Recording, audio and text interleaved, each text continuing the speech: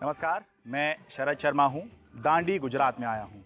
हाँ, वही जगह है जहाँ पर महात्मा गांधी ने नमक कानून तोड़ा था। नमक कानून जो हमारी आज़ादी की लड़ाई में एक मील का पत्थर साबित हुआ था। यहाँ पर केंद्र सरकार ने नमक सत्याग्रह की याद में एक मेमोरियल या स्मारक बनवाया है, जिसमें उस यात्रा का वर्णन करके बताने की कोशिश की गई है कि क्या ये यात्रा थी और कैसे ये यात्रा संपन्न हुई थी। तो ये स्मारक तो हम देखेंगे ही, साथ में ये भी देखेंगे कि महात्मा गांधी के उस समय के जो विचार थे, उस समय के जो उनके मुद्दे थे, वो आज कितने प्रासंगिक हैं। 12 मार्च 1930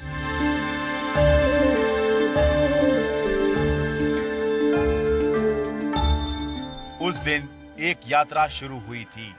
एक यात्रा जिसने सारी दुनिया को दिखाया कि कैसे 80 लोगों की निहत्थी सेना अपने अहिंसक सत्याग्रह के रास्ते पर चलकर दुनिया की सबसे बड़ी ताकत को धूल चटा सकती है।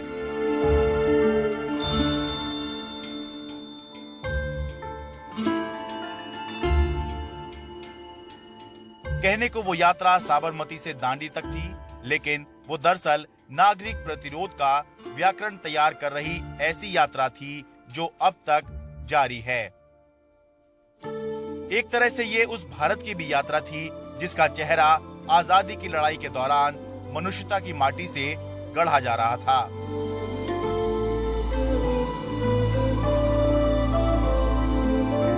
साल 1929 में कांग्रेस के लाहौर अधिवेशन में पूर्ण स्वराज का लक्ष्य तय किया गया और इसकी कमान महात्मा गांधी को सौंप दी गई।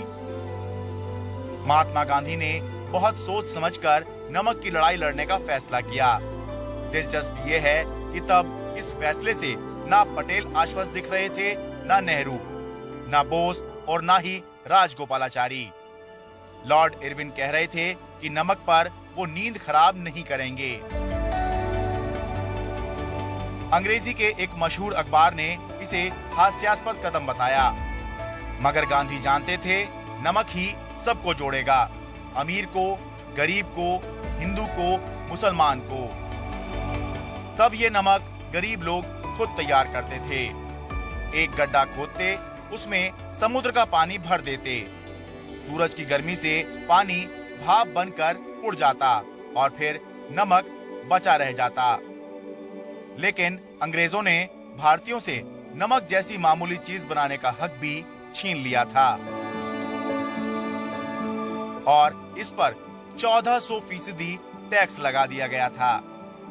गांधी ने कहा वो नमक बनाएंगे, नमक कानून तोड़ेंगे।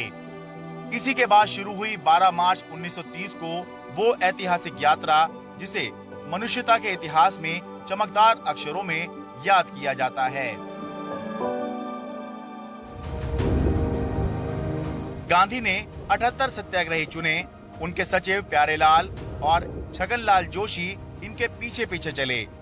इन 80 लोगों को गांधी ने संयम और सत्याग्रह का पाठ पढ़ाया था। बाकायदा नियम तय किए, वे क्या खाएंगे, किन स्थितियों में रहेंगे, जेल जाने पर कोई सुविधा नहीं मांगेंगे, लाठी खाने पर पीछे नहीं हटेंगे और मर जाने को भी तैयार रहेंगे। 24 दिन गांधी चलते रहे। 390 किलोमीटर का सफर पूरा कर नवसारी के दांडी पहुंचे और उन्होंने नमक बनाया। लेकिन तब तक ये 80 लोगों की यात्रा नहीं रह गई थी। सारी दुनिया इसके पीछे चल रही थी। ये नमक बनाने की यात्रा भी नहीं रह गई थी। ये दुनिया के सबसे बड़े साम्राज्य के खिलाफ मामूली लोगों के संघर्ष की यात्रा बन गई थी। इस यात्रा की स्मृति अब इन भित्ति चित्रों में उकेरी गई है। आप यहाँ आएंगे तो आजादी की लड़ाई के इतिहास का एक जगमग पन्ना पाएंगे। महात्मा गांधी ने दांडी यात्रा के लिए 80 सत्याग्रहियों का चुनाव किया। इन सत्याग्रहियों को पहले से ही अहिंसक सत्याग्रह करने की ट्रेनिंग दी गई थी। ये वो 80 लोग थे जो शुरू से लेकर आखिर तक महात्मा गांधी की इस यात्रा में शामिल रहे। राष्ट्रीय नमक सत्याग्रह स्मारक में इन सभी 80 सत्याग्रहियों की मूर्ति बिल्कुल हूबहू बनाई गई है और ऐसी बनाई गई है कि जब आप इनके बराबर में खड़े होते हैं तो कई बार आपको एहसास होता है कि आप किसी मूर्ति के साथ नहीं बल्कि किसी जीवित व्यक्ति के साथ खड़े हुए हैं। खैर, भले ही ये इस समय मूर्ति हो, लेकिन इन्होंने जो काम किया था उसके लिए इनको हमारा प्रणाम।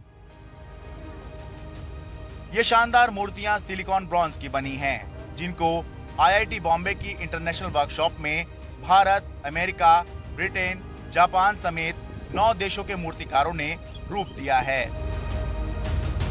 ये नेशनल सॉल्ट सत्याग्रह मेमोरियल जो है, उसके डिजाइन हमारे IIT मुंबई ने की है और 16 एकड़ में वो पूरा सॉल्ट मेमोरियल बना हुआ है। ये मेमोरियल जो है, उसका जो उद्देश्य है कि आने वाली पीढ़ी महात्मा गांधी जी का विचार, मूल्यों और सिद्धांतों और दांडी कूच के इतिहास में से प्रेरणा लेकर ये अपने जीवन में उसका अमल कर सके, इस हिसाब से इस मेमोरियल बना है। और इस मेमोरियल जो है 16 एकड़ में है और ख़ास करके उसमें दांडी पथ है। गांधी जी के साथ आए हुए 80 यात्रियों का विवरण भी है। महात्मा गांधी जी के साथ 81 मार्चर्स के साथ एक पूरा कद की स्टेचू भी है। ऐसी तरह से रखा गया है कि दूर से हम लोगों को ऐसा ही लगे कि ये अभी भी मार्च चल रहा है। ये जो गांधी जी साबरमती से दांडी तक चल के आए थे, गांधी जी को 24 दिन 390 किलोमीटर और 241 माइल हुए थे। इसलिए गांधी जी के 24 दिन के 24 मीटर यहाँ पे ऐसे रखे गए हैं। यात्रा से पहले 11 मार्च 1930 को गांधी जी 2000 लोगों के समक्ष बैठक संबोध रहे हैं और गांधी जी बोल रहे हैं कि दांडी कूच में हमें आगे क्या करना है और क्या क्या करना है, वो 2000 लोगों को गांधी जी बता रहे हैं। और गांधी जी को सुनने के लिए 2000 लोग आए हुए हैं साबरमती नदी के तट पर।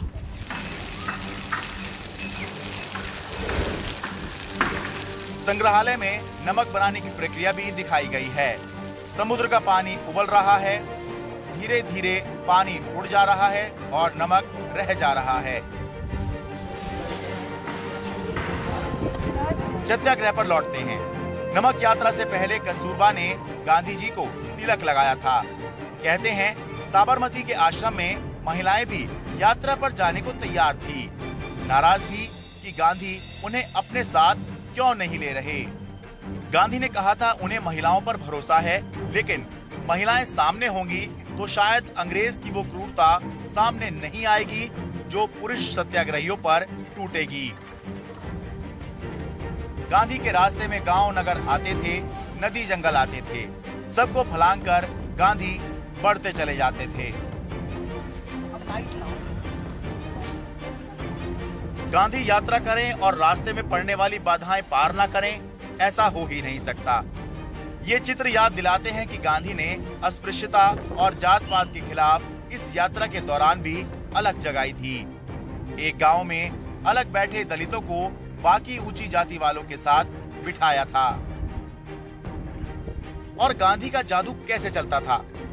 उनके आह्वान पर महिलाएं अपने बदन पर से गहने उतार कर उनकी झोली में डाल देती। इस तस्वीर में ये बच्ची दे रही है अपना कंगन। गांधी जी तो हमारे देश के सबसे मतलब प्रिय हैं। हाँ। बाकी कोई नहीं, गांधी जी सबसे प्रिय हैं अपने देश के। हाँ। उसके बाद भी कोई प्रिय है। हाँ। गांधी जी सबसे अच्छे हैं और मतलब जो हम लोग के देश के लिए जो किए हैं, हाँ, वो सबसे अच्छा किए हैं। और उन्हीं का मतलब ये है कि मतलब उनके रास्ते पर हम लोग चलते हैं बस। ईच एंड एवरी यूथ को ये देखना जरूरी है, मीन्स कि हमारे हिस्ट्री में क्या हुआ। अनलेस एंड अनटिल हम हमारे हिस्ट्री को नहीं जानेंगे, हम हमारे फ्यूचर के लिए आगे कैसे बढ़ेंगे। इस यात्रा के दौरान मोरारजी नौजवान अफसर थे। गांधी जी के आह्वान पर उन्होंने नौकरी छोड़ी और स्वतंत्रता आंदोलन में कूद पड़े। यात्रा अपनी मंजिल के करीब आ गई है। सूरत शहर इन सत्याग्रहियों को विदा कर रहा है। 5 अप्रैल 1930 को गांधी जी समंदर किनारे दांडी पहुंच गए।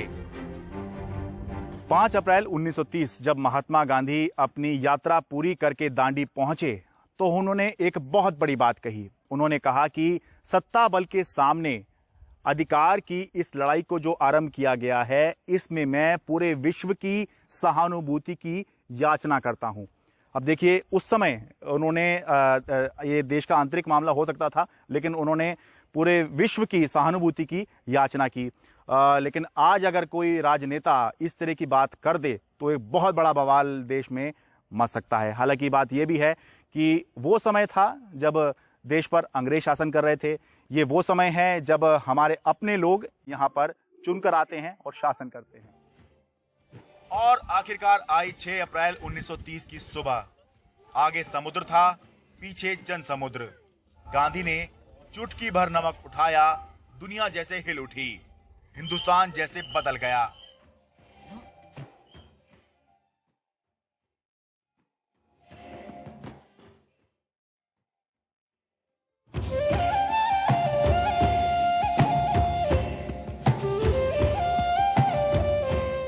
छह अप्रैल 1930 को जब महात्मा गांधी ने नमक कानून तोड़ दिया तो फ्री प्रेस ऑफ इंडिया के रिपोर्टर ने उनसे पूछा कि अब आपने नमक कानून तोड़ दिया है और सरकार ने आपको ऐसा करने से रोका भी नहीं, तो अब आपका अगला कदम क्या होगा? तो महात्मा गांधी ने कहा कि मैं नमक को इसी तरह गैर कानूनी रूप से बनाने का काम जारी रखूंगा और आप भी, महात्मा गांधी प्रेस रिपोर्टर को कह रहे हैं कि आप भी देश हित में अपनी आजीविका को कम महत्व दीजिए और देश के इस स्वाधीनता संग्राम में अपना सहयोग दीजिए। अब देखिए कि देश की बातें तब भी हो रही थी, आज भी हो रही हैं और प्रेस को और मीडिया को कैसे काम करना चाहिए देश हित में, ये बातें उस समय भी थी, ये बातें आज भी हो रही हैं। दांडी पहुंचकर जिस सैफी विला नाम के घर में महात्मा गांधी रहे, उसको भी संजो कर रखा गया है।